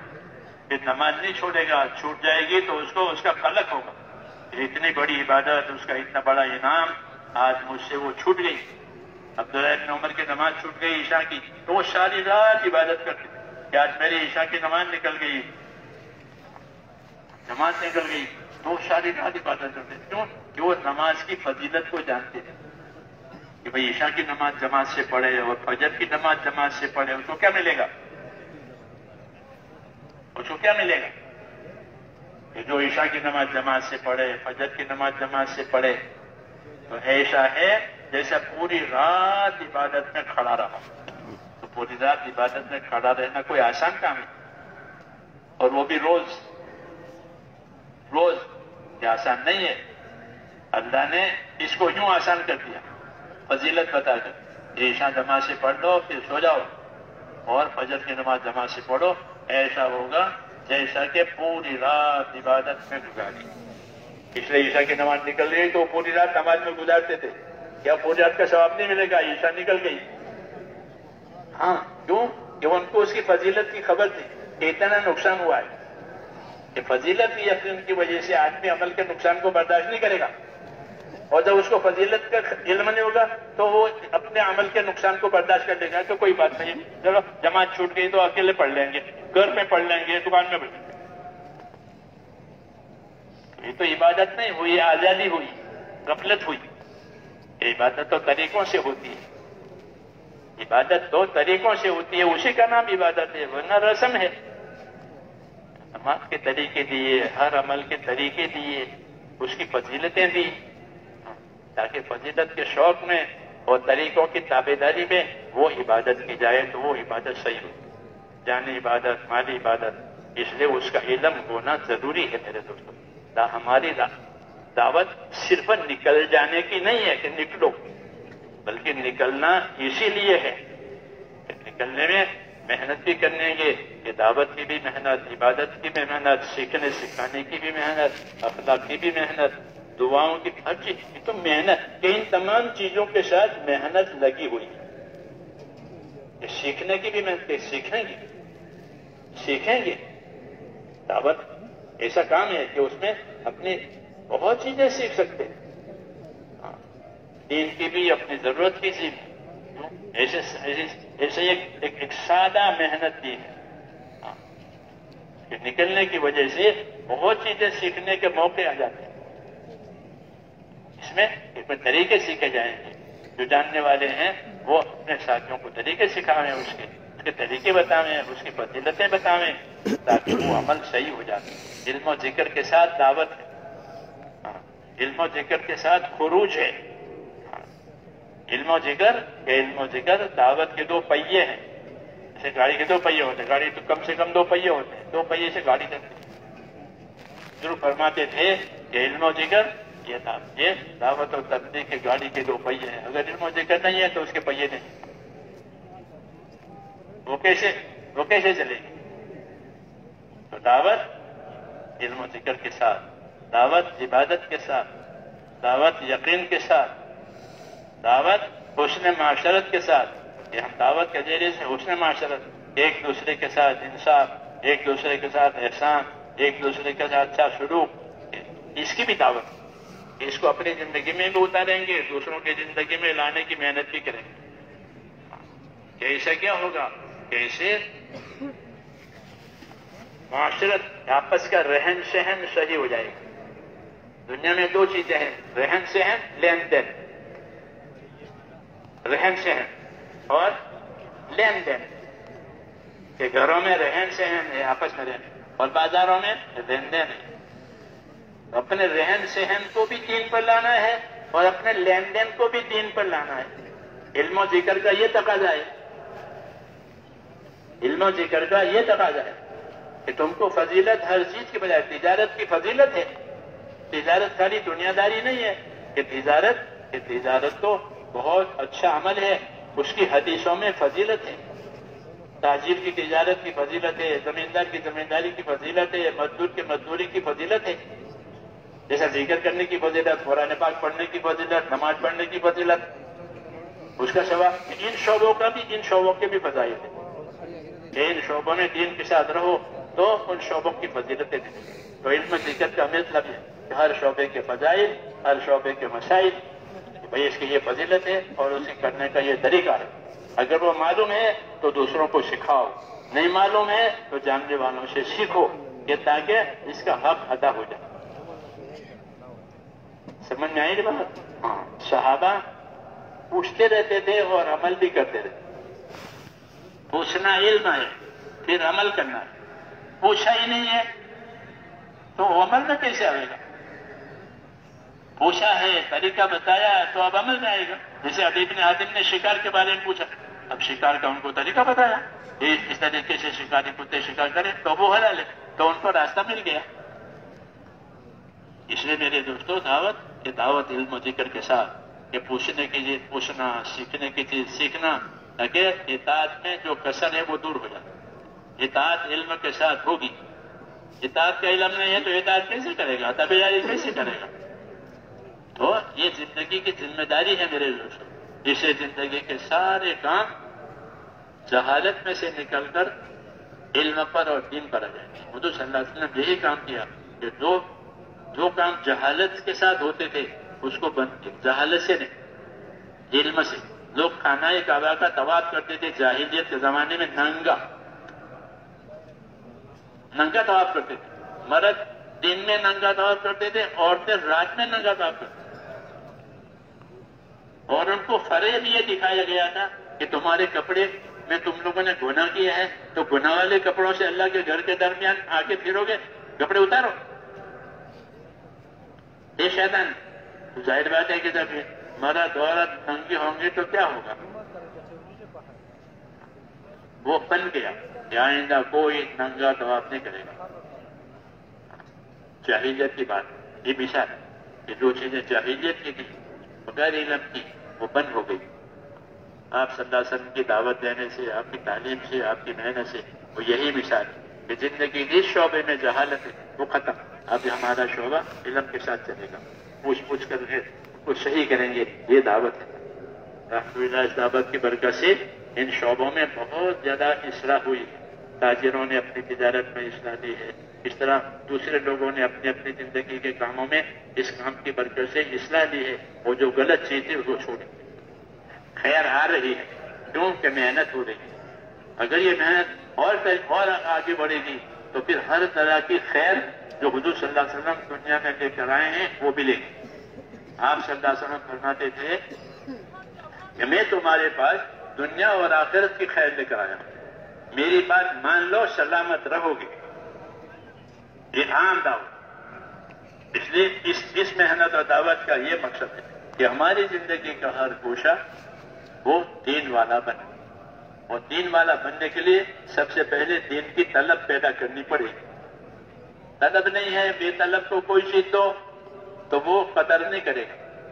بھوکے کو کھانا دو، پیاسے کو پانی دو تو وہ پیے گا اور کھائے گا کھانا، کیونکہ اس کو بھوک ہے، اس کو پیاس ہے. امت میں دین کی طلب نہیں ہے. ہاں، مال کی طلب ہے، دوسری چیزوں کی طلب ہے، دین کی طلب نہیں. دین کے بارے میں سیر ہے.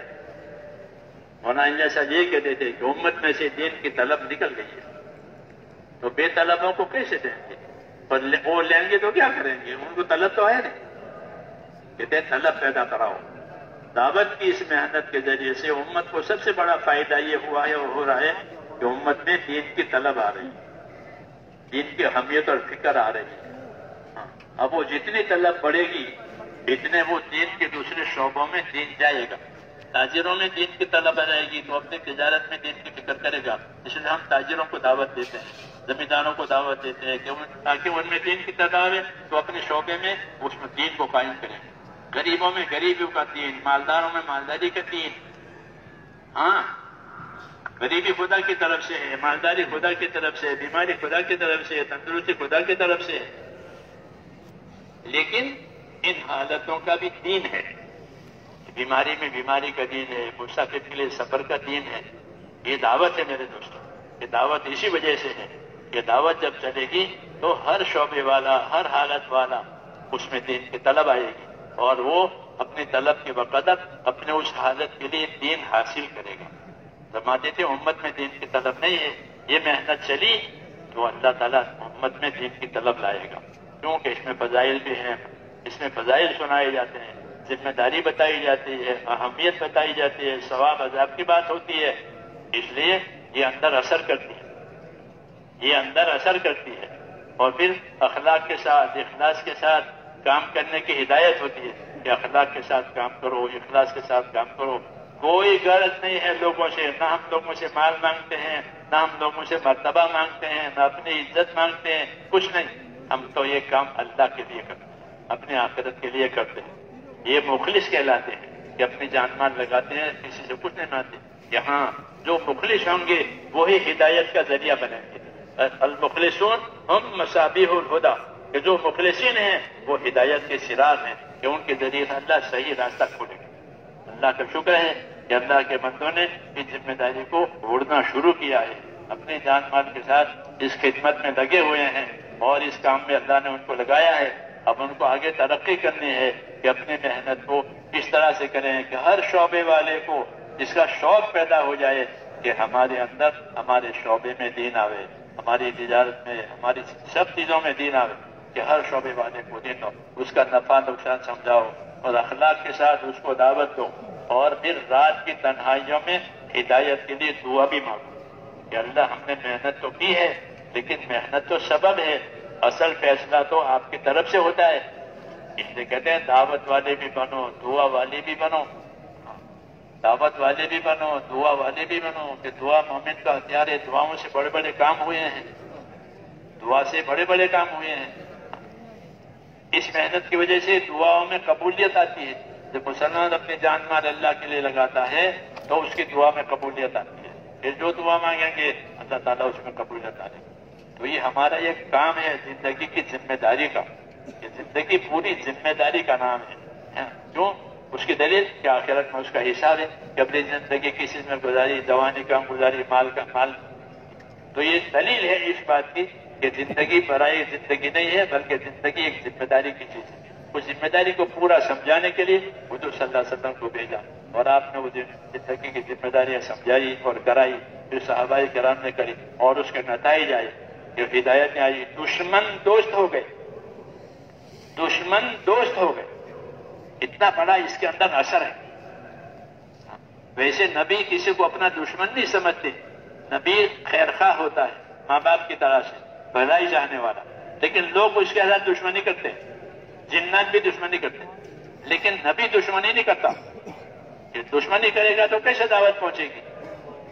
تو اس لیے نبی تو اخلاق سے پیش آئے گا، صبر سے پیش آئے گا، احسان کے ساتھ پیش آئے گا، اور یہی ہماری دعوت کا طریقہ ہے کہ اپنی زندگی میں ان اچھی اچھی صفات کو بناتے ہوئے دنیا میں محنت کرنی ہے اور اللہ سے مانگنی ہے کہ یہ صفات اللہ ہمارے اندر بھی پیدا کرے اور دنیا کے لوگ اور انسانوں میں پیدا کرے، تاکہ ان کی بھی دنیا اچھی ہو جائے اور ان کی بھی آخرت اچھی ہو جائے۔ یہ اخلاص کہ بھئی ہم جو چیز اپنے لیے پسند کرتے ہیں وہ تمہارے لیے پسند کرتے ہیں، تو یہ مخلص ہے، یہ مخلص ہے کہ اپنا بھی بھلا چاہتے ہیں، دوسروں کا بھی بھلا چاہتے ہیں، اپنے لیے بھی خیر پسند کرتے ہیں، دوسروں سے خیر پسند۔ یہاں یہی طریقہ نبوت کا ہے، اس لیے اس امت کو یہ کام دیا گیا ہے۔ یہ کام بارش کے پانی کی طرح سے ہے کہ جب بارش برسے گی تو ہر چیز زندہ ہو جائے گی، ہر چیز اگ جائے گی، قیمتی ہو تو اور معمولی ہو۔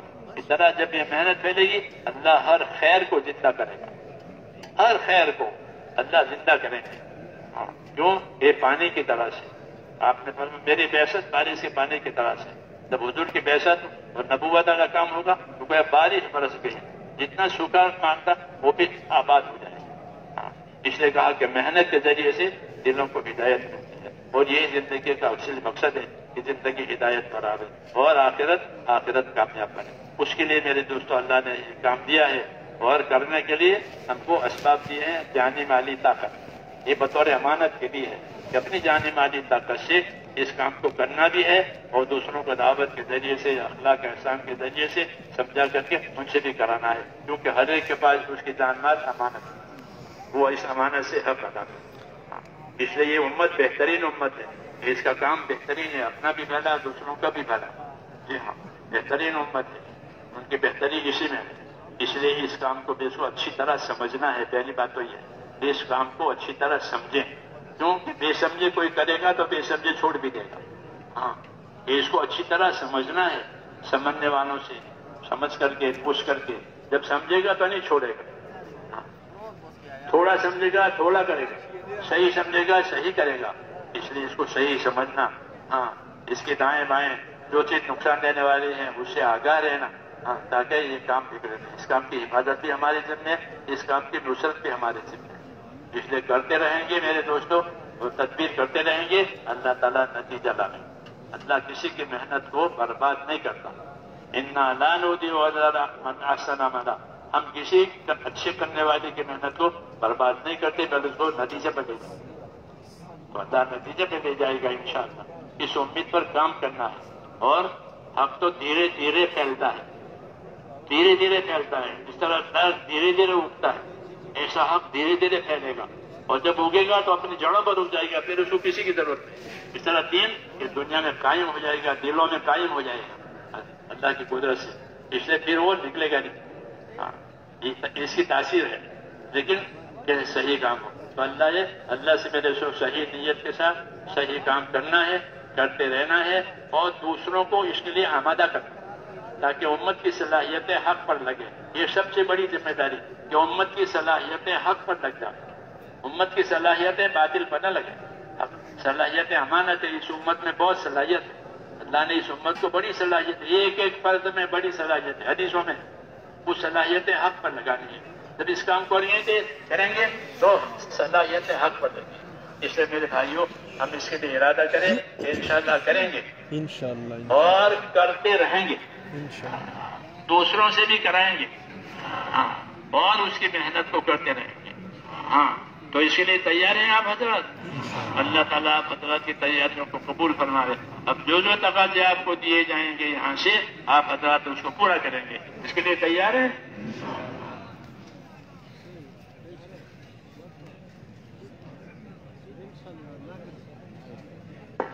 جی فرمائیے. ملکوں کے لیے فرمائیں، سال کے لیے 7 ماہ کے لیے. باقی ساتھی بیٹھے رہیں، صرف وہ ساتھی کھڑے ہوں جو نام لکھا رہے ہیں. بیٹھے رہیں. بھائی محمد امین صاحب ہر سال 4 مہینے. بھائی محمد عمر صاحب 1 سال کے لیے. پنجگور سے، بنو سے پوری 1 سال کی جماعت ہے. ریاض بھائی ریاض فرمارے ہر سال 4 مہینے. باقی ساتھی بیٹھے ہیں.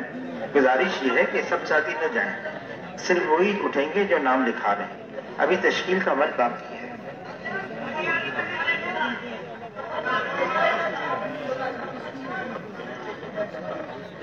دانیال کیا کہہ رہے ہیں؟ 4 مہینے کے لیے. محمد وجید 1 سال. ہر سال 4 مہینے. محمد علی صاحب ہر سال 4 مہینے کے لیے. ماشاءاللہ لکھ دیا، اب ہو گیا. محمد علی صاحب ہر سال. محمد نوید، ہاں جی.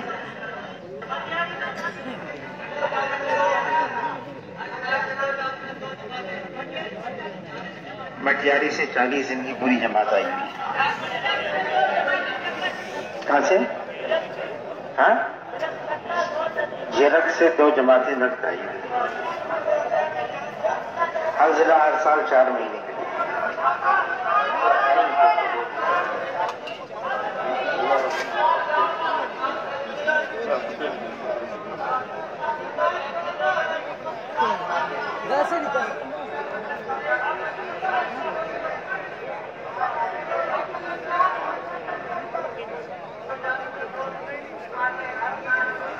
کنڈو جام سے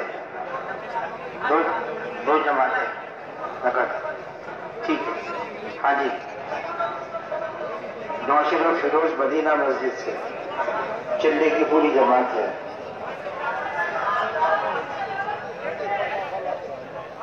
راولپنڈی سے کیا ہے؟ بھائی محمد سلطان 4 مہینے کے لیے.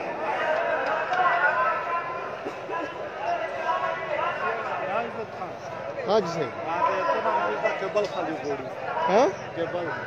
چی غوړي څنګه قربان ده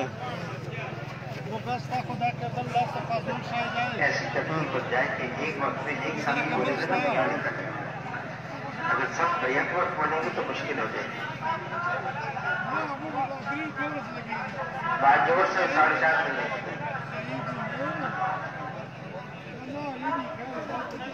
کہاں سے فیض شاہ سرگودا سے 4 مہینے کے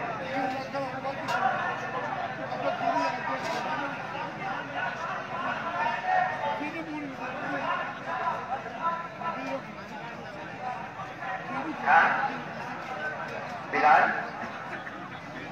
باجوہ کہاں سے میر پر خاص سے 1 سال کے لیے